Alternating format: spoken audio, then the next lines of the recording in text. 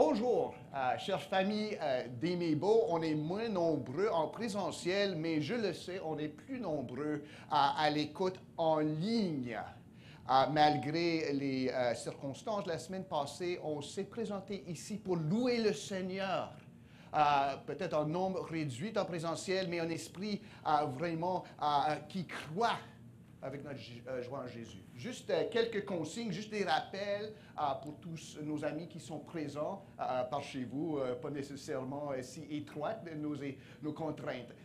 C'est une fois rentré, on garde les masques, on porte les masques à moins qu'on ait à faire une intervention. Le chant par l'Assemblée est formellement interdit. On peut taper les mains, danser dans nos places, mais on garde nos sièges pour la durée du culte. À la fin du culte, vous savez tous que nous avons notre assemblée annuelle. On va vous demander de quitter la salle juste pour vous détendre les jambes un peu, puis pour reprendre votre place à 11h30 pile, ici pour débuter notre temps de louange. Nous vous demandons, comme d'habitude, de minimiser les déplacements dans le temple. Si vous avez besoin des salles de bain, servez-vous de celles qui sont au sous-sol seulement. Merci et bon culte.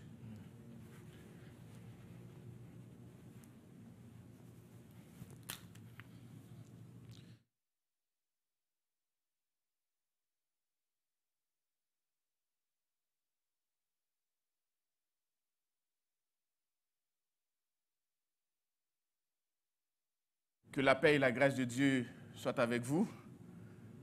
Bienvenue à ce culte d'adoration et de louange que nous présentons à notre Seigneur, à notre Dieu.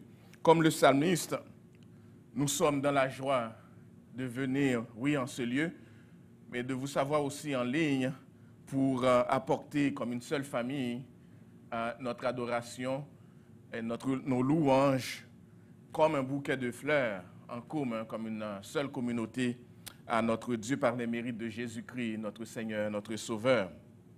Nous nous réjouissons, chers amis, de savoir que Dieu, les oreilles de Dieu sont attentives à nos voix et à nos supplications. Nous nous réjouissons de savoir que nous servons un Dieu extraordinaire, que nous servons un Sauveur qui est merveilleux en Jésus-Christ.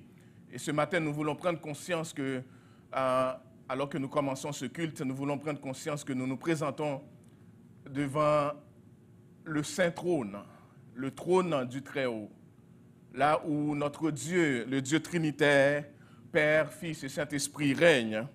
Et nous voulons y entrer avec révérence, avec crainte, avec respect, sachant que nous sommes en train d'adorer le Dieu Tout-Puissant, le Seigneur de l'univers. Ô Père, reçois nos louanges, reçois notre adoration. Que ton nom soit exalté ce matin, que nous élevons Jésus-Christ, le seul qui est digne d'être adoré, d'être loué, d'être exalté. En son nom et en son nom seul, nous t'avons ainsi prié. Amen. Écoutons ce beau chant devant le trône du Très-Haut.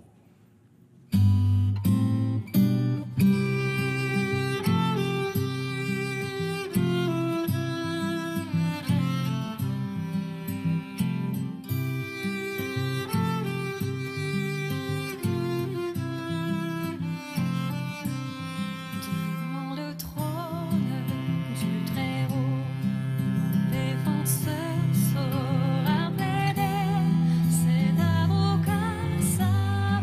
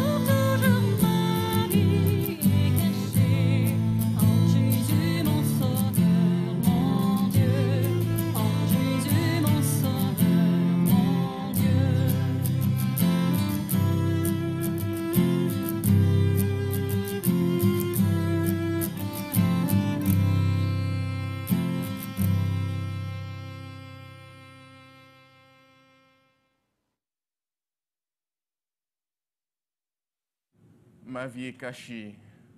En Jésus, nous avons la vie éternelle. Notre Jésus, notre Dieu, Dieu le Fils. Pendant que vous êtes debout et chez vous aussi, je vous invite à lire, en fait, je vais lire pour vous qui êtes ici et vous qui êtes à la maison, on va lire ensemble dans le psaume 130. Psaume 130, les versets 1 à 8. En fait, le psaume au complet. Je lis pour vous. Du fond de l'abîme, je t'invoque, ô Éternel. Seigneur, écoute ma voix. Que tes oreilles soient attentives à la voix de mes supplications. Si tu gardais le souvenir des iniquités, Éternel, Seigneur, qui pourrait subsister? Qui pourrait subsister? Mais le pardon se trouve auprès de toi, afin qu'on te craigne. J'espère en l'Éternel, mon âme espère, et j'attends sa promesse. Mon âme compte sur le Seigneur, plus que les gardes ne comptent sur le matin, que les gardes ne comptent sur le matin. Israël, mets ton espoir en l'Éternel, car la miséricorde est auprès de l'Éternel et la rédemption est auprès de lui en abondance. C'est lui qui rachètera Israël de toutes ses iniquités. Parole du Seigneur. Et disposons maintenant nos cœurs à louer le Seigneur dans les chants qui suivent. Tu crées en moi. Et ensuite, le Saint-Esprit descend. Que le Seigneur nous bénisse abondamment. Peuple de Dieu, nous allons adorer ce matin. Encore une fois, je vais vous inviter à vous mettre debout. Le Seigneur a été bon envers vous cette semaine. Et il mérite notre adoration. Là où 2 ou 3 sont assemblés, en son nom, il est là pour bénir. Réjouissons-nous. Oh, oh, oh, oh, oh, oh, oh, oh, oh. Disons-le encore une fois.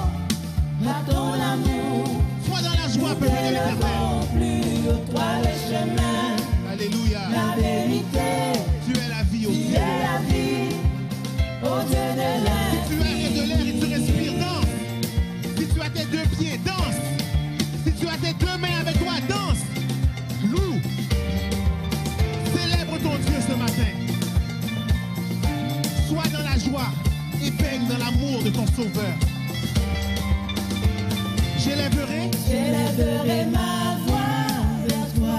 Et j'élèverai mes mains. J'élèverai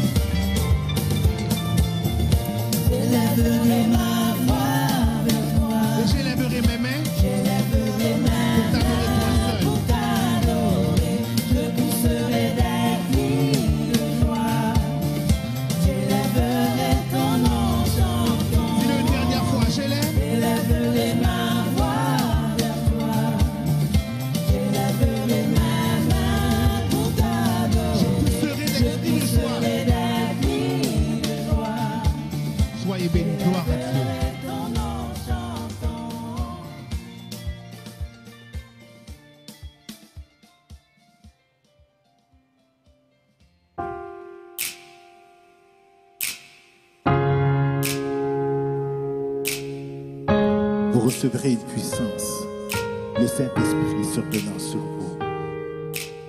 Et vous serez les témoins à Jérusalem, dans toute la Judée, dans la Samarie et jusqu'aux extrémités de la terre.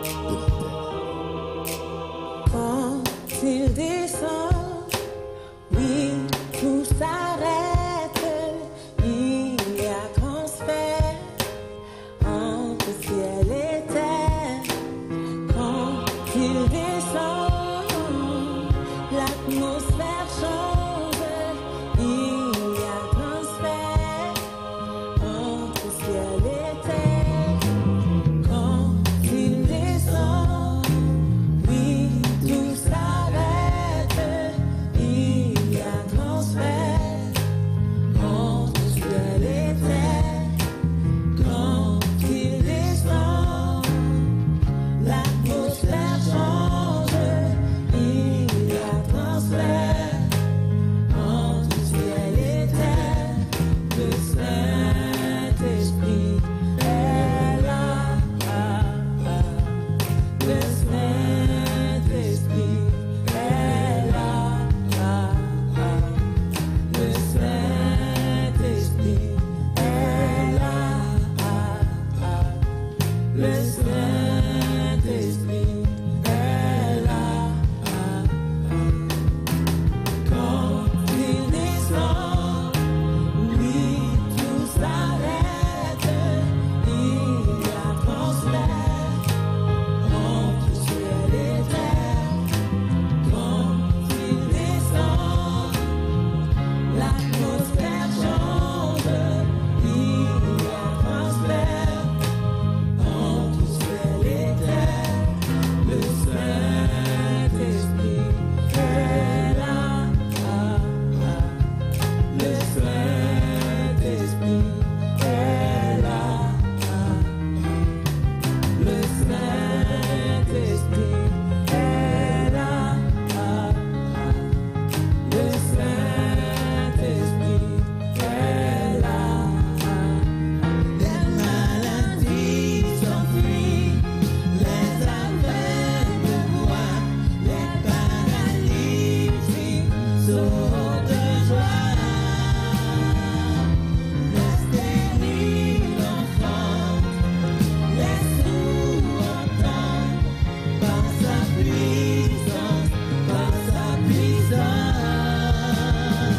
Les maladies s'enfuient, les aveugles voient, les paralytiques sautent de joie. Les stériles enfantent, les sourds entendent, par sa puissance, par sa puissance.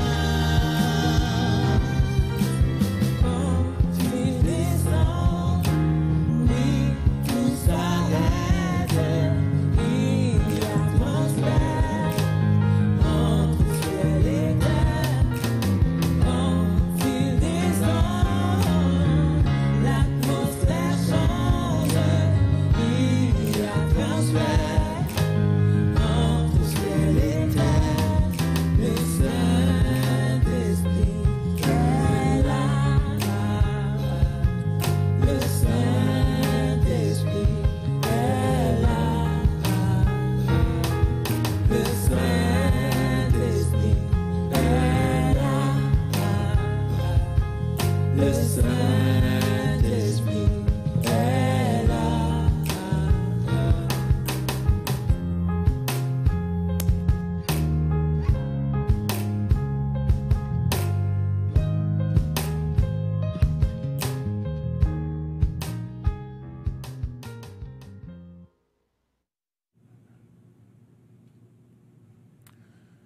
Oui, quelle joie d'adorer le Seigneur ensemble, de le faire en présentiel et de savoir, merci, vous pouvez vous rasseoir, et de savoir que vous le faites aussi à la maison. Je vous invite à écouter les annonces, mais j'en profite juste avant qu'on écoute les annonces de la semaine de souhaiter à tous ceux, toutes celles qui célèbrent un anniversaire, un très joyeux anniversaire de naissance, de mariage et de conversion. Nous savons entre autres que notre sœur, bien-aimée sœur Esther, a célébré son anniversaire hier. Et nous savons qu'elle écoute ce matin. Alors, sœur Esther, que la paix du Seigneur soit avec toi, soit avec vous. Joyeux anniversaire de naissance et d'autres personnes qui célèbrent, dont nous ne savons pas, que vous puissiez passer une très bonne journée ou semaine de fête dans le nom du Seigneur. Écoutons les annonces avant la prière d'intercession.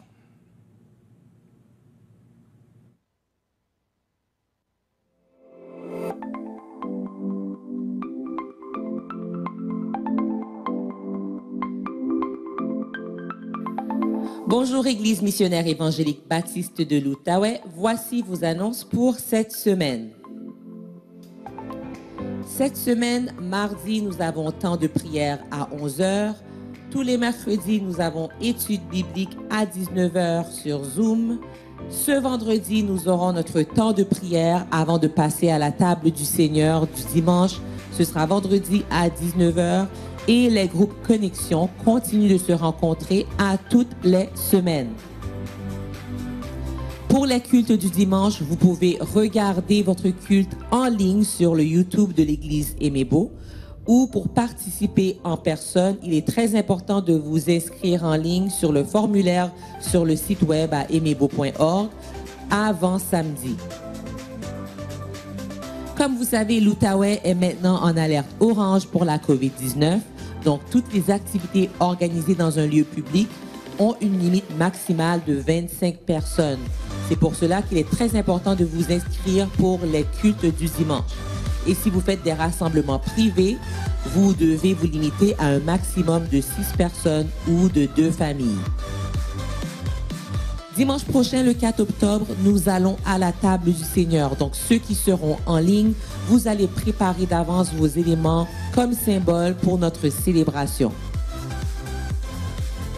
Le dimanche 11 octobre 2020, ce sera notre célébration d'Action de grâce. Donc, commencez à préparer votre offrande spéciale et le leadership vous reviendra avec plus de détails par rapport à nos objectifs financiers. Nous vous annonçons déjà de mettre dans votre calendrier notre semaine de prière qui sera du lundi 19 octobre au vendredi 23 octobre. Ce sera sur Zoom de 19h à 20h toute la semaine. Si vous vous présentez au bâtiment durant la semaine, il est très important de vous enregistrer en envoyant un texto à Pasteur Gordon au 613-806-7301. Nous continuons de nous rencontrer le dimanche en personne et on continue de se protéger. On suit les consignes sanitaires, on tousse dans notre coude, on se lave les mains, on garde nos distances et on garde notre masque. Ce sont vos principales annonces de la semaine. Nous voulons souhaiter un joyeux anniversaire à tous ceux qui célèbrent un anniversaire de naissance, de mariage ou de conversion. Bonne fête! Et ceux qui nous visitent peut-être pour la première fois ou deuxième fois, que ce soit en ligne ou en personne, n'hésitez pas à nous contacter à info@aimébeau.org. Il nous fera plaisir de partager avec vous plus de détails sur notre belle famille d'église. Et à vous tous, nous vous souhaitons une très belle semaine dans la paix, la joie et la grâce du Seigneur.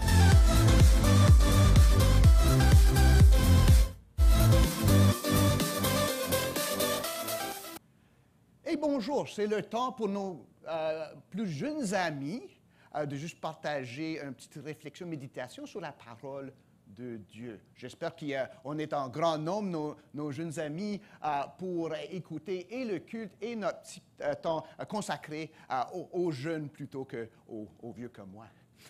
Pendant les dernières semaines, on a parlé entre familles comme de la foi.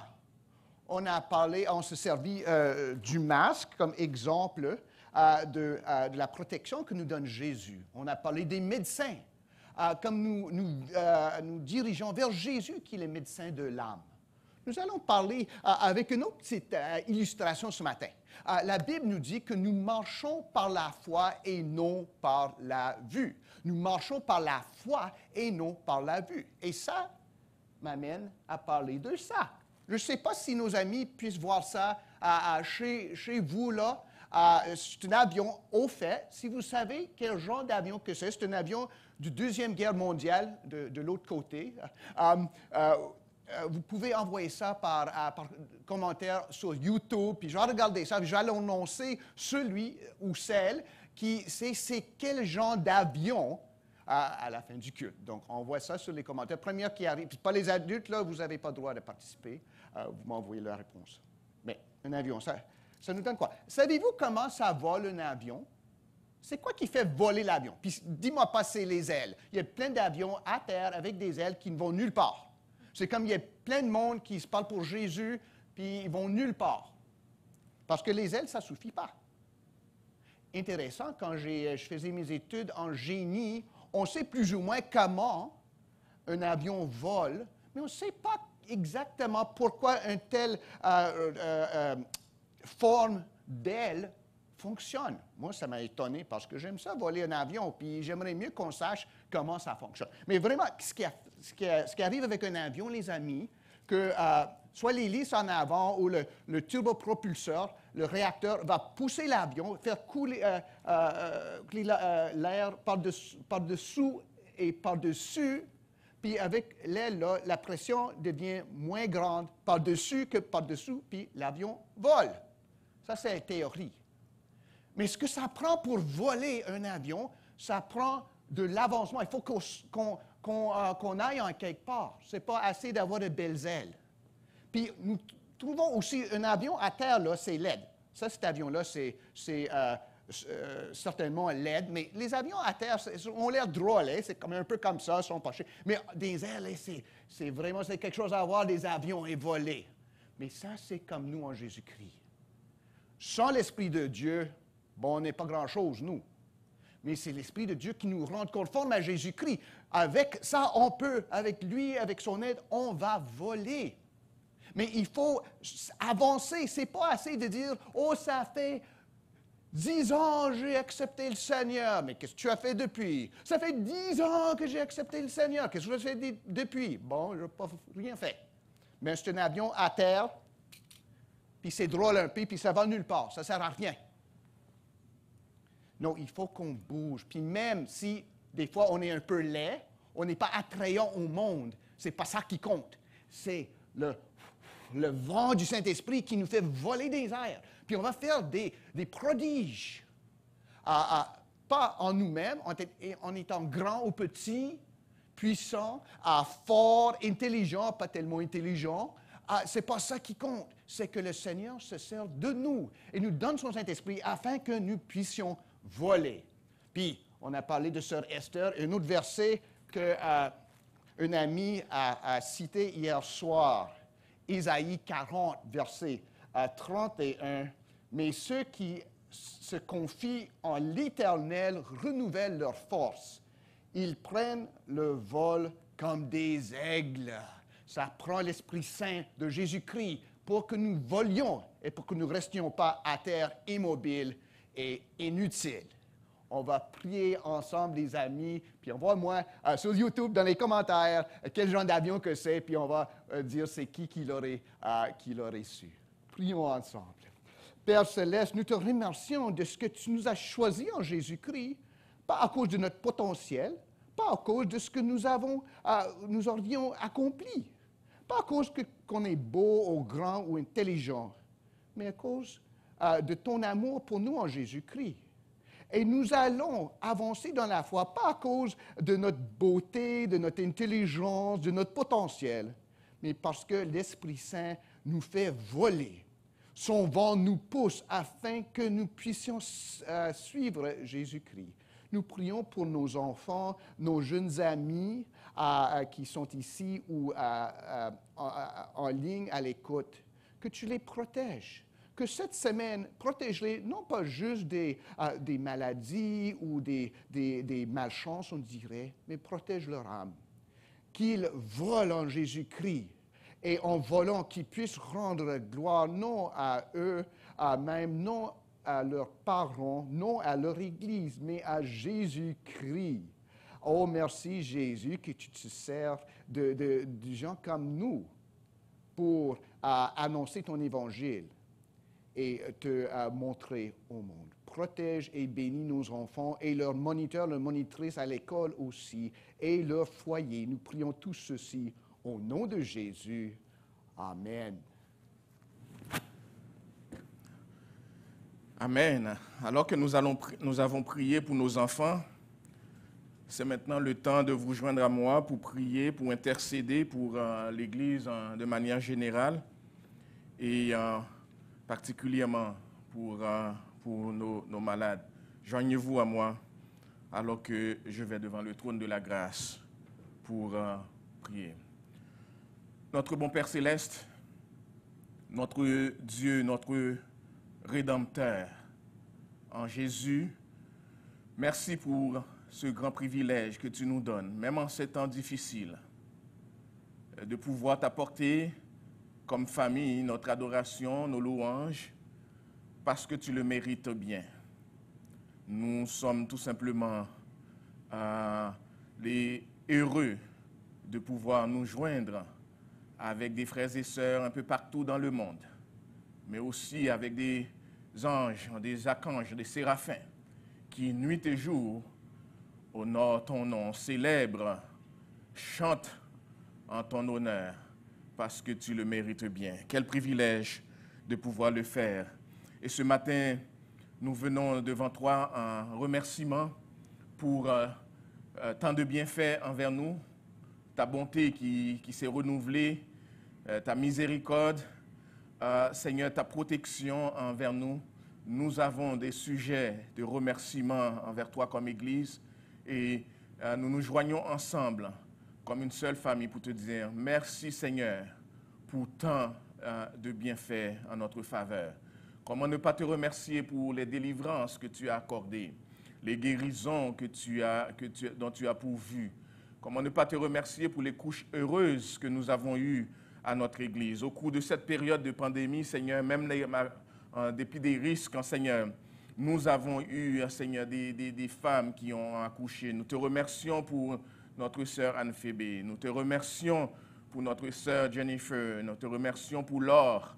Nous te remercions, Seigneur, pour Myriane. Nous te remercions pour Kétel. Nous te remercions pour Margaret, qui ont donné naissance, Seigneur, à des jeunes hommes, des enfants qui, nous le souhaitons, Seigneur, que tu les sauves pour que ces jeunes filles, ces jeunes hommes deviennent des servantes et des serviteurs de Jésus-Christ. Nous te remercions d'être que malgré ce temps difficile, tu as gardé ces femmes et tu as gardé ces familles en santé et tu les as protégées, Seigneur, contre ce virus qui frappe. Ce matin, nous venons devant toi avec des personnes malades qui souffrent dans leur corps, dans leur esprit, qui ont besoin que tu les visites pour la guérison, pour réduire, Seigneur, leur souffrance. Nous te remercions du chemin que tu as parcouru jusqu'à maintenant avec eux et avec elles. Mais nous les remettons entre tes mains parce que toi qui as commencé tes bonnes œuvres, Seigneur, dans leur vie, tu ne les abandonneras pas en chemin. Nous prions que tu continues de garder notre sœur Gerdie et d'autres personnes qui souffrent dans leur corps. Nous prions, Seigneur, que tu visites notre sœur Roselyne, Seigneur, que tu puisses, Seigneur, la toucher et l'amener, Seigneur, aussi à la guérison. Tu es le Dieu qui guérit toute maladie. Tu n'es pas limité, Seigneur, dans ce que tu es capable et nous comptons sur toi pour intervenir de manière puissante pour guérir nos malades. Pour que aussi que tu soulages les cœurs de ceux qui sont en deuil à cause du départ d'un être cher, Seigneur, peut-être lié à la COVID, peut-être lié à d'autres formes de maladies ou d'accidents. Nous prions, Seigneur, alors qu'ils passent par la vallée de l'ombre de la mort, nous prions que tu les visites et que tu les encourages et que tu les fortifies et que tu les ramènes, Seigneur, à regarder à Jésus, leur Sauveur et Seigneur. Nous prions, Seigneur, pour les personnes découragées, les personnes abattues, les personnes qui ont perdu le goût de la louange, de l'adoration, parce qu'elles font face à toutes sortes de situations et qui ont besoin, Seigneur, que tu les visites pour les renouveler dans leur cœur, dans leur corps, et qu'ils se remettent, Seigneur, à te louer, à t'exalter, et qu'ils prennent conscience de tant de bienfaits, Seigneur, de qui tu es, du privilège de pouvoir, Seigneur, t'honorer et t'adorer. Nous prions, Seigneur, que tu les fortifies et que tu les gardes. Nous prions pour nos personnes âgées qui ont besoin, Seigneur, de ton secours. Dans leur faiblesse, Seigneur, visite-les et renouvelle leur force. Comme nous prions pour nos jeunes enfants, pour nos jeunes adultes, comme nous prions pour nos couples, nous prions pour les jeunes familles, Seigneur, qui ont besoin, Seigneur, de ton secours pour éduquer, Seigneur, leurs enfants dans la crainte de ton Saint-Nom. Nous prions, ô Dieu, que tu les visites et que tu leur apportes, Seigneur, que tu les diriges vers des ressources nécessaires et que tu nous donnes ensemble, comme famille, de nous entraider pour que, Seigneur, nous avancions ensemble comme un seul peuple qui t'adore et qui t'honore. En ces temps difficiles, Père, nous voulons aussi prendre le temps de te prier pour toutes ces personnes, Seigneur, qui travaillent dans les milieux hospitaliers, les médecins, les infirmières, les préposés, Seigneur, que tu les visites, non seulement pour les protéger de ne pas attraper cette maladie, mais aussi, Seigneur, pour les fortifier alors qu'ils donnent des soins à ceux qui sont malades, même dans ces temps, Seigneur, difficiles. Pour les personnes qui travaillent, Seigneur, dans les garderies, dans les écoles, dans les centres de soins de longue durée, qui s'exposent de manière journalière, Seigneur, à ce virus. Garde-les, Seigneur, dans ta grâce. Protège-les et que, Seigneur, nous puissions continuer à t'honorer et à te glorifier. Merci, Père, d'être que tu es ce Dieu sur qui nous pouvons compter en tout temps. Merci. Et ce que nous te demandons pour notre Église ici à Emebo, nous voulons demander aussi pour notre Église mère, pour nos Églises sœurs, pour nos Églises un peu partout dans le monde qui font face à des situations extrêmement difficiles, Seigneur, des fois au niveau d'unité au sein de l'Église, mais des fois au niveau financier, à d'autres niveaux, que tu puisses, Seigneur, dans ta grâce, les visiter. Visiter, Seigneur, ceux qui doivent se cacher pour honorer Jésus, ces églises persécutées, ces chrétiens, Seigneur, qui ont besoin, Seigneur, que tu les visites parce qu'ils sont démotivés, ils sont toujours, Seigneur, sur le coup de la persécution et qu'ils ont besoin, Seigneur, que tu les visites et que tu leur dises un mot. Seigneur, nous savons que tu es capable de le faire. Nous prions, Seigneur, que tu les encourages malgré les difficultés auxquelles ils font face. Pour que, Seigneur, ils ne se trouvent dans aucune situation où ils doivent abandonner leur foi. Au contraire, qu'ils continuent à persévérer et que par leur persévérance, d'autres qui ne te connaissent pas viennent à connaître Jésus et à connaître le salut, la vie éternelle. Nous prions ce matin, Seigneur, que tu nous envoies une parole.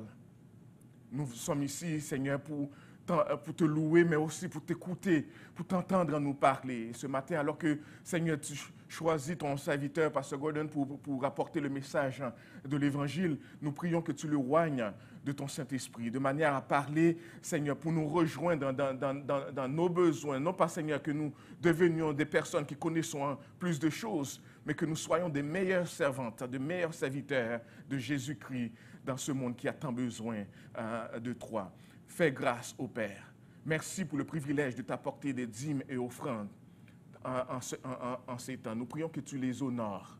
Nous prions que tu trouves des cœurs qui sont contents, heureux de pouvoir offrir cette adoration à toi. Et multiplie, Seigneur, le peu que nous t'apportons pour que ton Église ne soit jamais dans des situations où il ne peut pas subvenir à ses besoins. Et que chaque main, Seigneur, qui y dépose soit bénie. Nous ne venons pas avec ces offrandes pour te demander plus. Nous venons avec ces offrandes parce que tu nous as déjà tout donné. Et nous venons devant toi en reconnaissance. Que ton nom, ô Père, soit glorifié, exalté, parce que nous t'avons prié de demander toutes ces choses au nom et par les mérites de Jésus, notre divin Sauveur et Seigneur, qui vit dans l'unité avec le Saint-Esprit et avec toi le Père, au siècle des siècles. Amen. Alors que Pasteur Gordon va s'approcher pour l'enseignement de la parole de Dieu, je voudrais juste en préciser que, comme à chaque année, Cette année aussi, on va avoir une offrande en spéciale d'action de grâce. Nous avons un objectif. Nous avons décidé cette année, étant donné le contexte, de réviser ce qu'on fait généralement. Et cette année, notre objectif, c'est 7 000 $ que nous aimerions avoir comme offrande d'action de grâce. Vous savez, comme Église, nous ne faisons pas de la moisson, nous ne faisons pas ce genre d'événement, mais à l'occasion du service d'action de grâce, nous recueillons annuellement une offrande et nous vous encourageons à y participer de manière généreuse pour que cette offrande non seulement soit accueillie, mais soit dirigée, que Dieu nous dirige vers la bonne place. Non seulement on va l'utiliser une partie pour les rénovations de notre Église, mais aussi pour venir en aide à des organismes de charité dans notre quartier. Que le Seigneur vous bénisse abondamment. Écoutons maintenant l'enseignement de la parole de Dieu.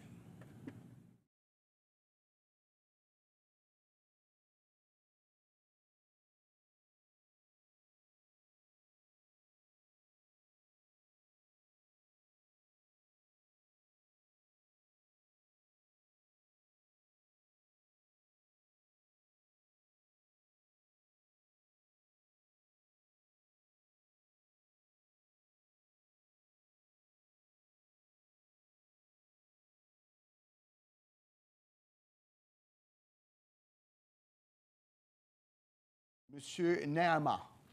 Vous connaissez peut-être l'histoire, c'est là qu'il faut vraiment faire attention parce qu'on ne veut pas penser que nous connaissions tout, que le Seigneur puisse, par son esprit, ouvrir nos cœurs et nos âmes pour recevoir ce qu'il va nous enseigner de Jésus-Christ et de nous-mêmes ce matin. 2 Rois, chapitre 5. Je vais lire pour nous avant d'embarquer dans notre étude. Écoutons la parole du Seigneur. Je lis les premiers 19 versets. Naaman, chef de l'armée du roi de Syrie, jouissait de la faveur de son maître et d'une grande considération, car c'était par lui que l'Éternel avait délivré les Syriens, mais cet homme fort et vaillant était lépreux.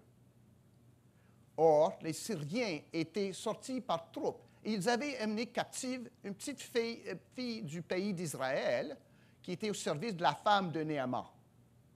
Et elle dit à sa maîtresse, « Oh, si mon Seigneur était auprès du prophète qui est à Samarie, le prophète le guérirait de sa lèpre. » Naaman alla dire à son maître, « La jeune fille du pays d'Israël a parlé de telle et telle manière. » Et le roi de Syrie dit, « Va, rends-toi à Samarie, et j'enverrai une lettre au roi d'Israël. » Il partit, prenant avec lui 10 talents d'argent, 6 000 cycles d'or et 10 vêtements de rechange.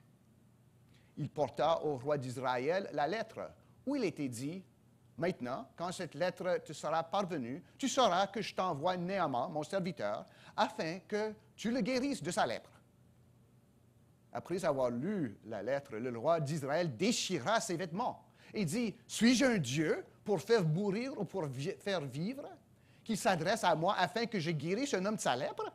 Sachez donc et comprenez qu'il cherche une occasion de dispute avec moi. » Lorsqu'Élisée, homme de Dieu, apprit que le roi d'Israël avait déchiré ses vêtements, il envoya dire au roi, « Pourquoi as-tu déchiré tes vêtements? Laisse-le venir à moi, il saura qu'il y a un prophète en Israël. » Naaman vint avec ses chevaux et son char. Il s'arrêta à la porte de la maison d'Élisée. Élisée lui fit dire par un messager, « Va, et lave-toi 7 fois dans le Jourdain. Ta chair redeviendra saine et tu seras pur. » Naaman fut irrité et il s'en alla en disant, « Voici, je me disais, il sortira vers moi, il se présentera lui-même, il invoquera le nom de l'Éternel son Dieu, il agitera sa main sur la place et guérira le lépreux. » Les fleuves de Damas, l'Abana et le Papar, ne valent-ils pas mieux que toutes les eaux d'Israël? Ne pourrais-je pas m'y laver et devenir pur? Et ils sont retournés et partaient avec fureur. Mais ses serviteurs s'approchèrent pour lui parler. Et ils dirent, « Mon père, si le prophète t'eût demandé quelque chose de difficile, ne l'aurais-tu pas fait? Combien plus dois-tu faire ce qu'il t'a dit? Lave-toi et tu seras pur. » Il descendit alors et se plongea 7 fois dans le Jourdain, et selon la parole de l'homme de Dieu. Et sa chair redevint comme la chair d'un jeune enfant, et il fut pur. Naaman retourna vers l'homme de Dieu avec toute sa suite. Lorsqu'il fut arrivé, il se présentait devant lui et dit, « Voici, je reconnais qu'il n'y a point de Dieu que sur toute la terre, si ce n'est en Israël. Et maintenant, accepte, je te prie, un présent de la part de ton serviteur. » Élisée répondit, « L'Éternel, dont je suis le serviteur, est vivant. Je n'accepterai pas. » Naaman le pressa d'accepter, mais il refusa.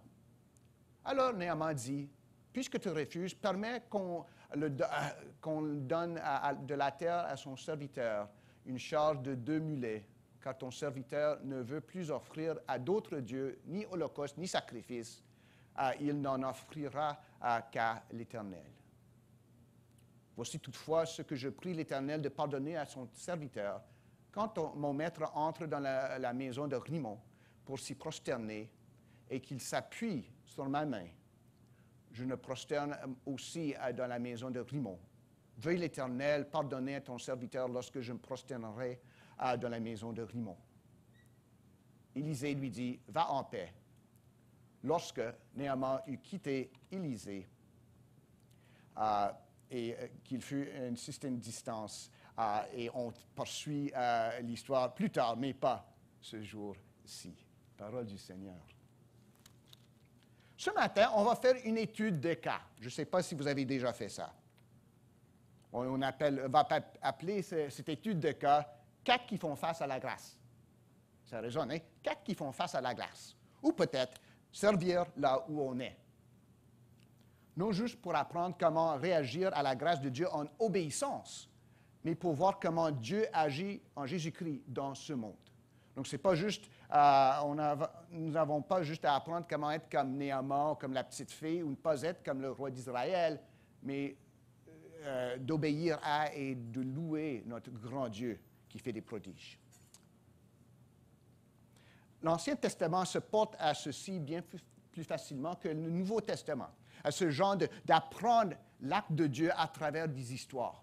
Dans l'Ancien Testament, souvent des histoires, des caractères, des personnages, puis on dit « Oh, je veux devenir comme Joseph ou David ». Ce n'est pas ça le point du tout. On veut connaître le Dieu de Joseph et de David.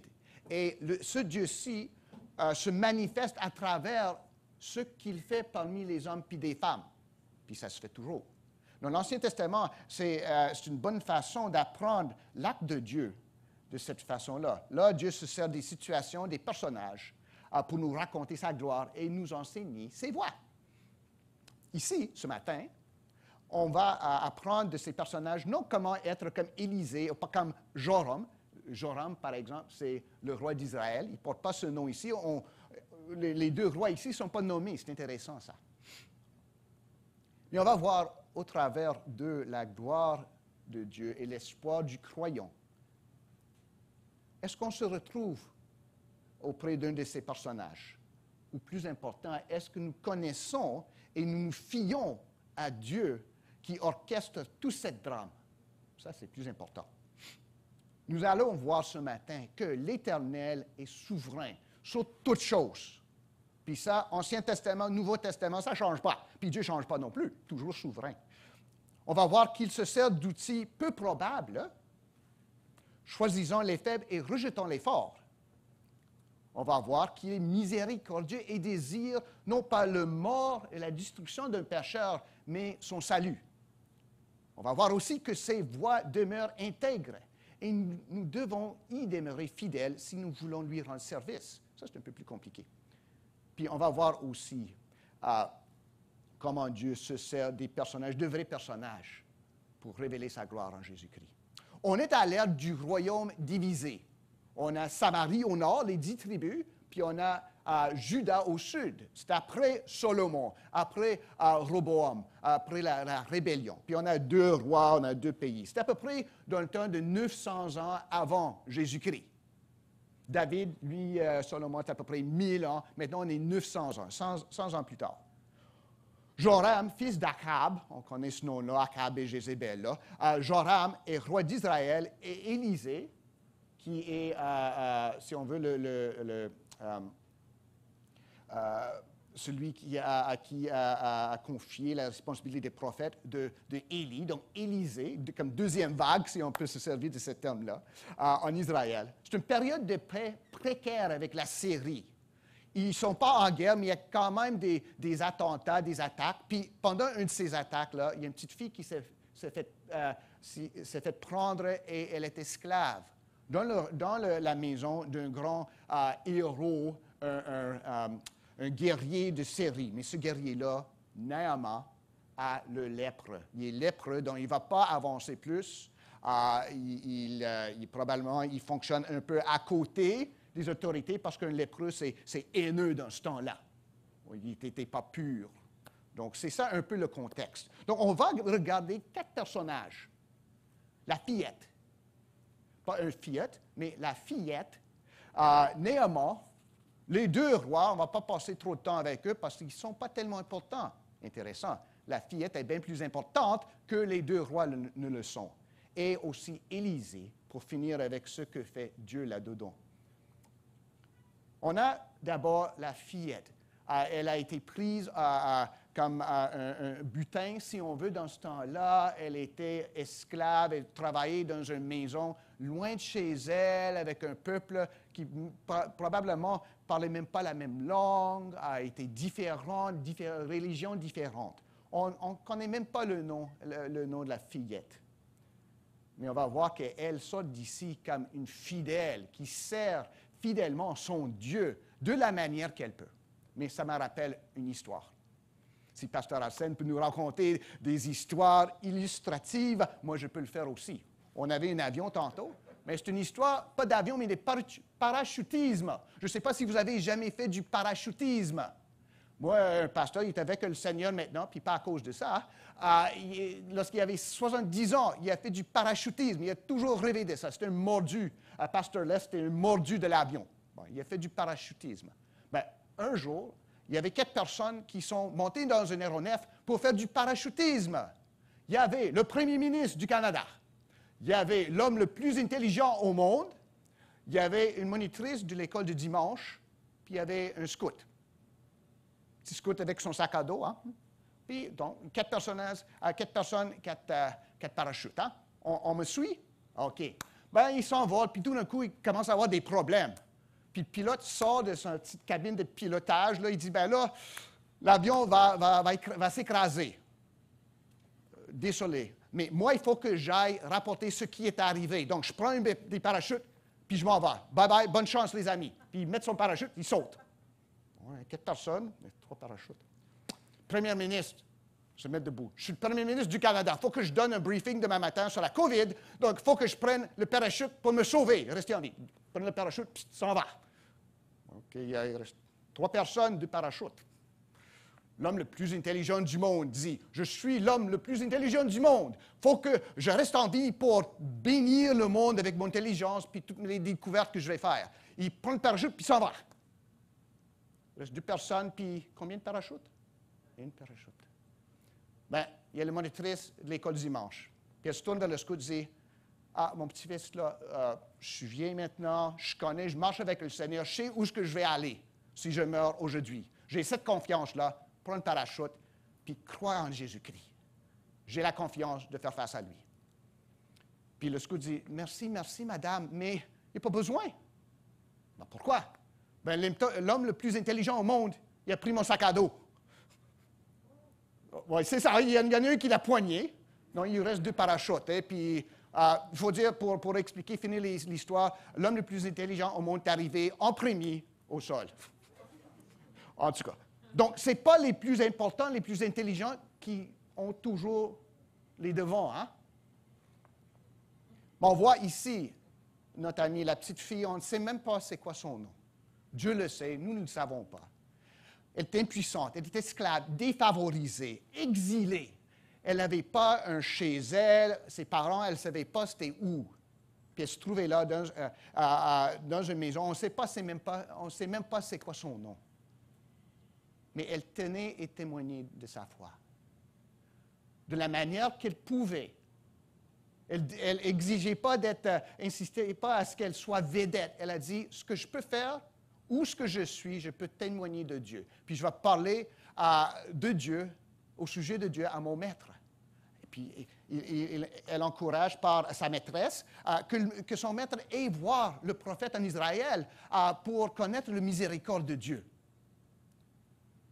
Souvent bien qu'on le dise autrement, là, les circonstances, c'est ça qui détermine la manière qu'on agit. Hein? On se dit grande personne, grande fille, grand petit gars, grand homme, grande femme de foi. Mais bien souvent, c'est les circonstances qui déterminent la manière qu'on va faire face au jour prochain. Hein? Ici, là, on a une petite. Elle aurait été amère. Hein? Je ne vais rien dire à mon maître. C'est lui qui m'a pris en otage. Je ne dis rien du Dieu qui sauve. Mais ce n'est pas ça qu'elle a dit. Elle est plus fidèle à Dieu qu'elle était en colère contre ceux qui l'ont pris en esclave. Et elle a dit, va voir, le prophète, il va te faire guérir. Elle manifeste de la bonté envers un étranger. Elle a fait grand-chose avec le peu que lui avait été confié. Elle va connaître de grandes bénédictions de Dieu une fois arrivée au ciel avec lui. Elle possède toute la confiance que lui donne l'Éternel. Imagine-toi, cette fille, là, probablement parle guère la langue. Puis elle dit au grand guerrier, va voir le prophète dans mon pays. Ça prend de confiance. Elle devait se fier à Dieu. Moi, j'aurais eu peur à sa place, mais elle avait la confiance en Dieu. Et l'amour, même dans la situation qu'elle éprouvait, d'envoyer Naaman voir le prophète d'Israël, Élisée.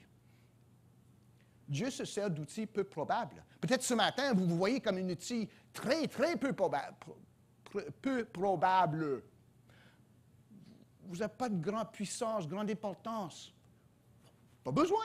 C'est Dieu qui a la grande puissance, grande importance. Puis si Dieu te choisit pour le suivre, c'est pour une raison. Vous avez toutes les forces dont vous avez besoin si Dieu t'a choisi et t'envoie. Puis c'est ça qui s'est passé avec cette petite fille. Le Christ nous a sauvés en humilité. Lui, il s'est humilié devant le Père et devant le monde pour nous sauver. Ça va pas, nous n'allons pas échapper à ça nous-mêmes qui le suivons. Hein? Donc vraiment, il nous amène à lui rendre service en humilité et les circonstances, même les plus difficiles, sont entre ses mains. Ce n'est pas que nous sommes entre ses mains, mais les circonstances, bon, je ne sais pas quoi faire avec. Là. Non, ce n'est pas ça. Il est en contrôle de nous et des circonstances. Là, il vous a placé. Là, il va vous placer demain. C'est selon son gré. Obéissez-le là où... obéissez à lui, là où vous allez vous trouver demain. Parce que c'est là qu'il vous aurait placé, comme la petite fille. Donc ça, c'est la fillette. Maintenant, on arrive à Naaman. Ce homme renommé, mais un lépreux. Lui, c'est différent un peu. C'est un guerrier, il a l'air d'être un homme assez honnête. Le roi lui fait confiance. Mais il est fier. Hein? Il est fier, c'est un gars fier. On voit ça à travers l'histoire. Il cherchait à définir comment Dieu allait agir. Comment est-ce qu'on sait ça? Bien, parce que Élisée lui a dit, ben, va te plonger dans le Jourdain. Petite rivière de rien, là, c'était pas clair trop. Mais il a dit, ben là, qu'est-ce qu'il y a ici? C'est un grand prophète. Il ne fait pas son grand prêtre devant moi. Il ne fait pas invoquer le Seigneur. Il ne m'envoie pas dans une grande rivière. Il n'accepte pas de présents, des cadeaux. Naaman pense savoir comment Dieu devrait agir. Naaman il est grand, Dieu est grand. Dieu devrait agir un peu comme Naaman ou comme le roi des Syries. C'est juste plus grand. Mais ce n'est pas ça du tout. Le Dieu qui nous sauve en Jésus-Christ, ce n'est pas un Dieu comme tous les autres. Ce n'est pas comme un premier ministre ou un roi, une reine, mais juste plus grand. C'est complètement autre. Si c'était plus grand, on serait fini. Il aurait dit, bien là, ce monde-là sont pécheurs. Il a raison. Je vais juste les détruire, puis m'en laver les mains. Comme je fais, tu sais, après avoir touché quelque chose d'impur ici, en l'air de COVID, je me lave les mains. Dieu aurait pu faire ça, mais il n'a pas fait ça. Il s'est étendu les mains sur la croix. Donc, c'est un Dieu qui est complètement différent de nos grandes puissances. Naaman ne le savait pas encore.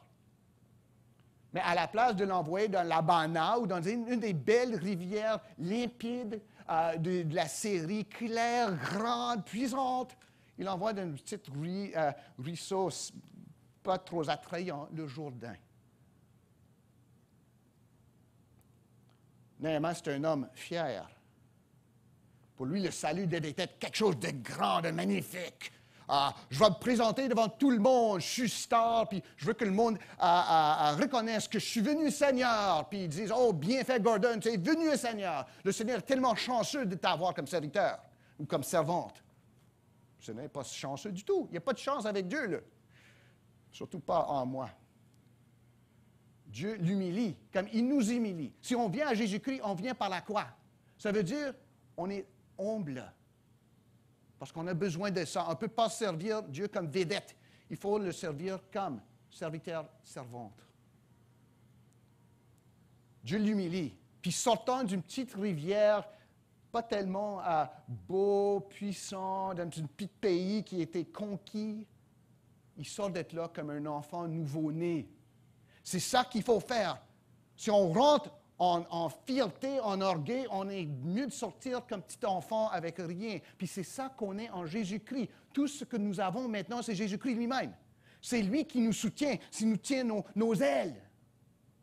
Sur ça, on a des grands ailes qui vont nulle part. Il n'y a pas de prêtre, il n'y a pas d'eau bénite, il n'y a pas de grande cérémonie ici, mais la puissance de Dieu selon la mesure de Dieu et selon le besoin de Naaman.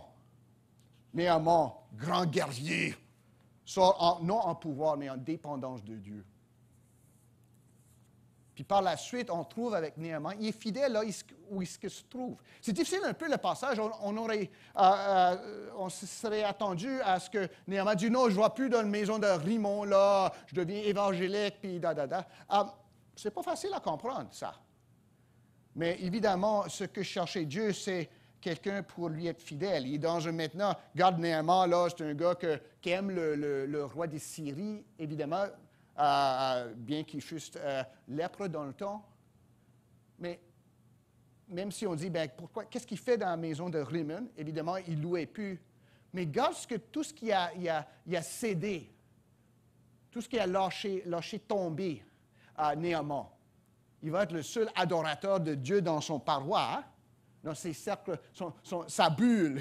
C'est le seul adorateur de Dieu. C'est un grand risque. Est-ce que tu penses que le roi Servien, qui adorait des idoles, des fausses dieux, allait dire, oh, bien fait, Naaman, tu es devenu croyant de le seul Dieu qui est? Non. C'est un grand risque qu'il prend ici. Mais il sait qu'en Dieu, il faut mettre tout de côté pour pouvoir suivre l'Éternel. Puis c'est ça qu'il fait. Si la petite fille n'avait pas grand-chose à perdre là où elle était, Naaman avait grande chose à perdre, mais les deux obéissent au Seigneur de leur propre façon. Moi, je ne peux pas obéir au Seigneur comme Frère Paul, par exemple. Frère Paul va obéir au Seigneur là où le Seigneur le place. Moi, j'obéis au Seigneur là où il me place. Mais on est dans notre mesure fidèle à notre vocation, comme Naaman, comme la petite fille. Puis on voit là-dedans aussi, Dieu s'intéresse aux païens. Ce n'est pas juste à l'Église qu'il s'intéresse, c'est par l'Église qu'il œuvre pour sauver des païens. Mais Dieu s'intéresse au monde. On parlait de l'Ancien Testament, mais on trouve dès le début de l'Ancien Testament que Dieu s'intéresse à tous les tribus du monde. C'est pour ça qu'on est ici, nous, là. Parce que l'intérêt de Dieu dans tous les tribus qui avaient créé se manifeste enfin en Jésus-Christ. C'est en Jésus-Christ que nous venions à Dieu. C'est en Jésus-Christ que Dieu démontre son intérêt, son amour pour le monde.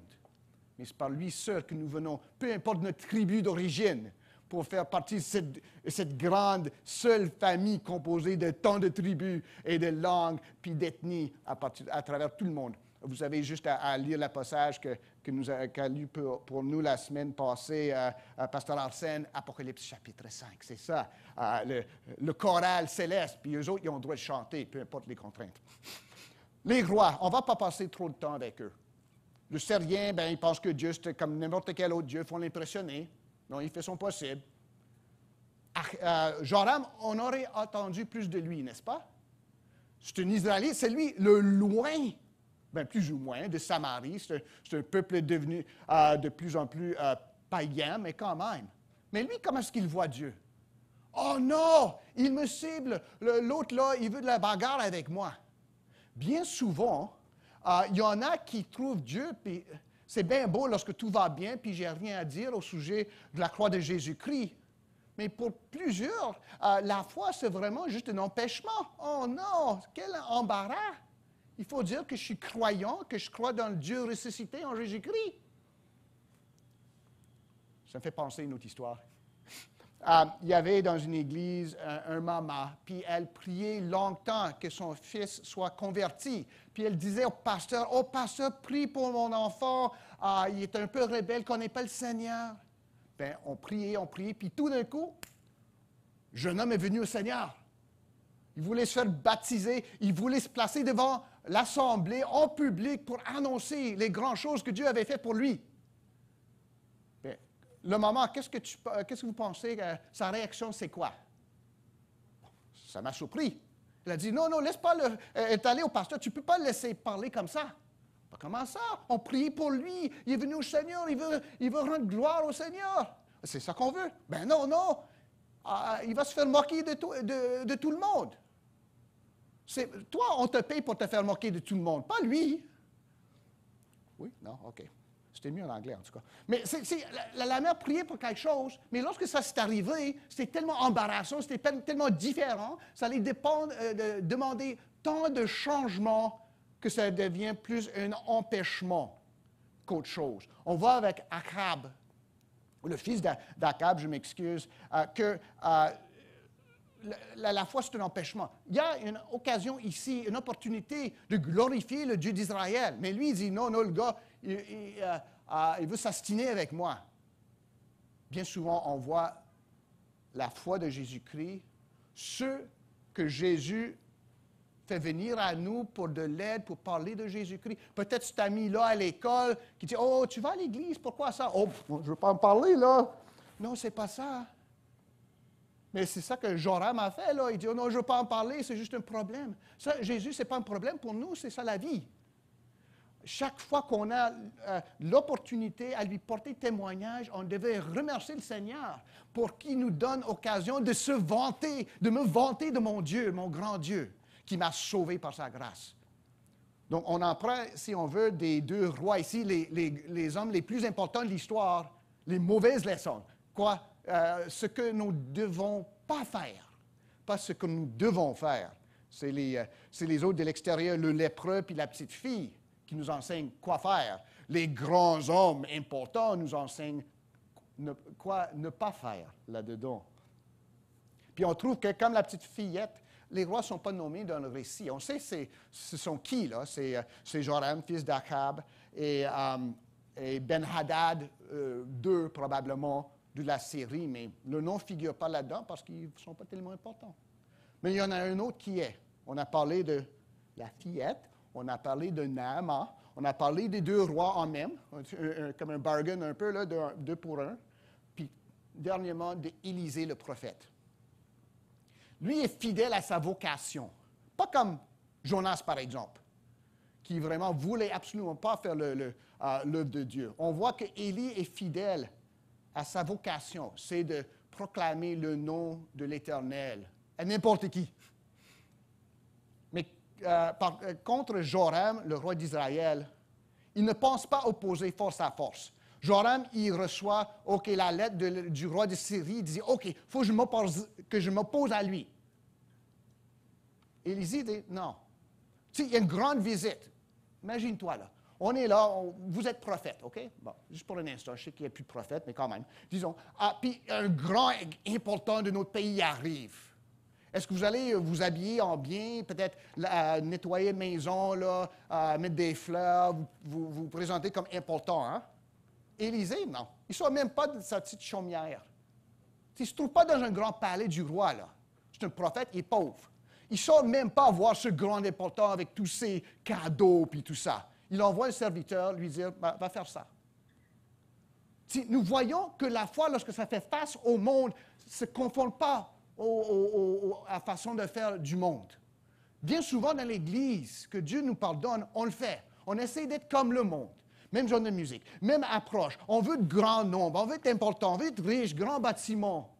Mais on ne pense pas à Jésus-Christ crucifié, en pauvreté, en humilité. C'est lui que nous proclamons. Nous que Jésus a trouvé dans notre pauvreté de péché, notre désespoir. Maintenant, la seule vie que nous avons, le seul espoir que nous avons, c'est en Jésus-Christ. Mais on essaie de se conformer au monde. On regarde ici qu'Élisée, il ne fait pas ça. Il n'est pas impressionné par Naaman, ni par Joram, ni par le roi de Syrie. Lui est impressionné par le Seigneur, par l'Éternel. Comme la petite fille, il est confiant en Dieu. Il ne se laisse pas ébranler par le pouvoir. La petite fille n'était pas rendue toute comme ça par le pouvoir de son maître. Élisée non plus. De cette façon-là, on voit comme une parallèle entre petite fille qui n'est pas nommée, puis Élisée, grand prophète de l'Éternel. Hein? Ils servent Dieu là où ils sont. Ils servent Dieu fidèle d'abord à l'Éternel et pas à la façon de faire du monde autour d'eux. Élisée appuie le roi, mais il n'est pas soumis au roi. C'est comme nous ici, nous appuyons notre gouvernement, même si on trouve les consignes un peu injustes qu'ils mettent sur l'Église. C'est facile pour moi de dire, je viens de l'Ontario, on va y passer prochainement probablement, mais on reste comme citoyen fidèle, mais on n'est pas une branche du gouvernement. C'est une branche du gouvernement du Seigneur. Puis c'est son royaume que nous représentons, comme Élisée faisait ici. Même la manière dont il a été le surintendant de la guérison de Naaman. Il ne s'est pas approprié la gloire. Imagine-toi encore. Si c'était de nos jours, puis Élisée était un de nos prophètes là, qui se présente à la télévision, « Oh, vous êtes guéris! » C'est ça qu'il aurait fait, hein? Est-ce qu'Élisée a fait... Puis, envoie-moi de l'argent parce que j'ai besoin d'un avion à turboréacteur. Est-ce qu'Élisée a fait ça? Non. Je n'ai pas besoin de vos cadeaux. Puis, je n'ai même pas besoin de sortir. Dieu est là, pas besoin de moi, va faire ça. Puis, Dieu va te guérir, pas par ses moyens, mais à travers ces choses, parce que ça plaît à Dieu de le faire comme ça. Élisée ne cherche pas à se gagner des points auprès de Naaman. Élisée n'est même pas impressionné avec lui-même. Il est impressionné avec son Dieu. Puis nous devons être pas impressionnés avec nous-mêmes, nos beaux ministères, notre travail, notre nom. On doit être impressionné avec le Seigneur. Parce que nous voyons ce qui impressionne Dieu, c'est l'obéissance de Jésus-Christ. Pas grande gloire qui détruit ses adversaires, mais l'humilité qui se rend à la croix pour sauver ses adversaires. C'est ça la manière que Dieu est avec l'homme. Puis c'est ça la manière, de cette manière que nous devons être avec les autres.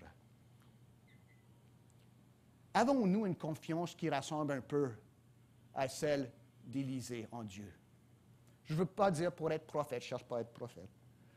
Mais est-ce qu'on est assez ravis des voies et de la loi de Dieu en Jésus-Christ? Autrement dit, ce que Dieu m'a donné, c'est suffisant. Il ne faut pas chasser par avoir des entrevues avec M. le maire ici pour être à côté de lui dans des points de presse, puis ça, peut-être à côté de Dr. Arruda, à distance, là, pour être, oh, l'Église est représentée là, on est important. Non, pas besoin de ça.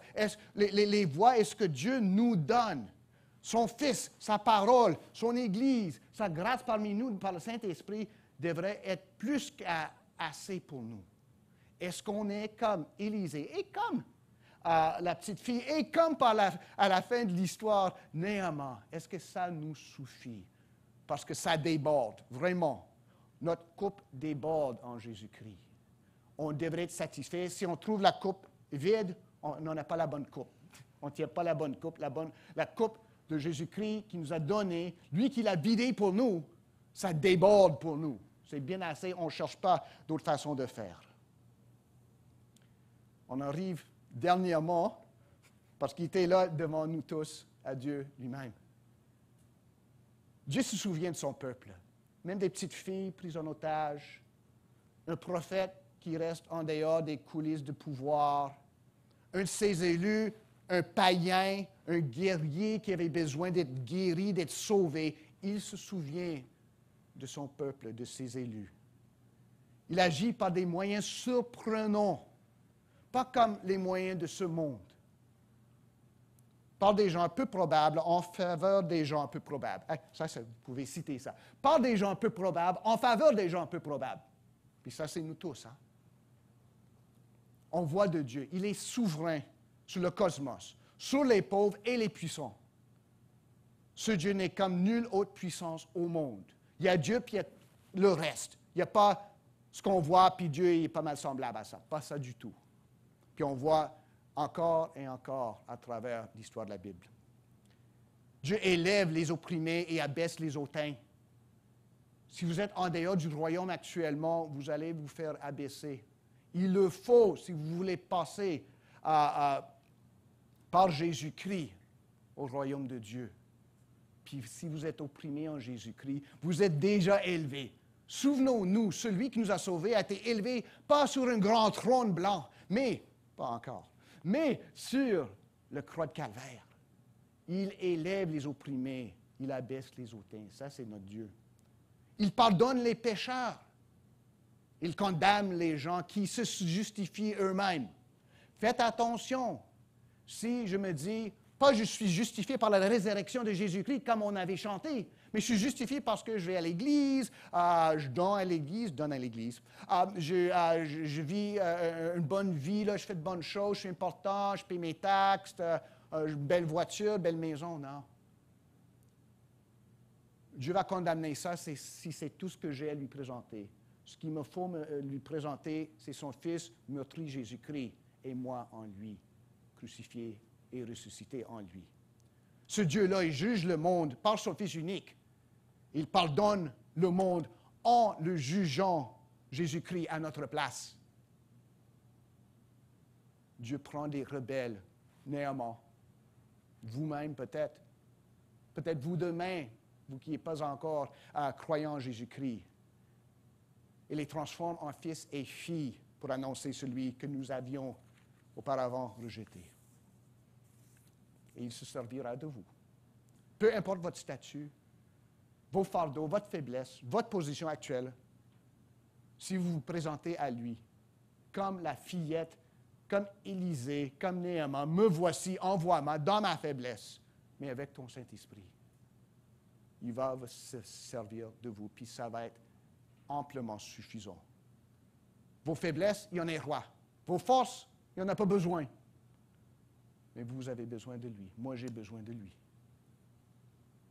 Il vous rejettera, il me rejetterait si je pense mon passé, si je trouve son appel pénible, comme Joram. Mais il vous sauvera si vous ne le connaissez pas. Pas à votre mesure, mais à la sienne. Un criminel, Jésus-Christ, pendu au bois, est la clé de votre vie. Non mes habitudes religieuses, mes attributs, mes forces, mais Jésus-Christ crucifié et ressuscité, Fils de Dieu, Fils de l'homme. Comme Néhémie, je dois venir à Dieu en dépit de mes atouts pour qu'il me rende comme Néhémie. Non juste ma peau, mais mon être comme un nouveau-né en lui. Est-ce qu'on se retrouve dans cette histoire ici, dans ce récit de ce qui s'est passé? Et plus important, est-ce que ce matin, le Seigneur vous retrouve là-dedans, comme son serviteur, sa servante fidèle? Que ce soit le cas pour vous tous. Et si ce n'est pas le cas, venons tous à Jésus, nous présenter comme ses servants, ses serviteurs fidèles. Et Dieu va se servir de nous au-delà de nos attentes. Et nous lui en rendons grâce. Amen. Prions ensemble. Père Céleste, nous te remercions de ce que, encore une fois, si nous ne l'avons pas vu comme il faut dans nos vies, nous le voyons dans les pages des Saintes Écritures, que tu travailles et tu œuvres à travers des situations pas mal journalières, des situations difficiles. Ô Père, pour ceux qui se trouvent dans des situations difficiles, qu'ils n'oublient pas que toi, tu les as trouvés là d'abord. Père, pour ceux qui se trouvent dans une situation à l'aise, puis pensent, je suis bien, ça va bien aller pour moi, comme tout le monde me dit, ça va bien aller. qui fasse attention. Ça ne va bien qu'en Jésus-Christ. Oh, merci, Père, pour ta miséricorde envers les pauvres et envers les riches, les appelant tous à la vie en Jésus-Christ. Et merci, Jésus, pour cette vie que tu nous donnes. Que tous ceux qui écoutent ces paroles aujourd'hui ne regardent pas le prédicateur, même les personnages du récit, mais le Seigneur crucifié et ressuscité qui seul donne la vie. Nous prions tout ceci au nom de Jésus. Amen. On va se mettre debout pour la bénédiction.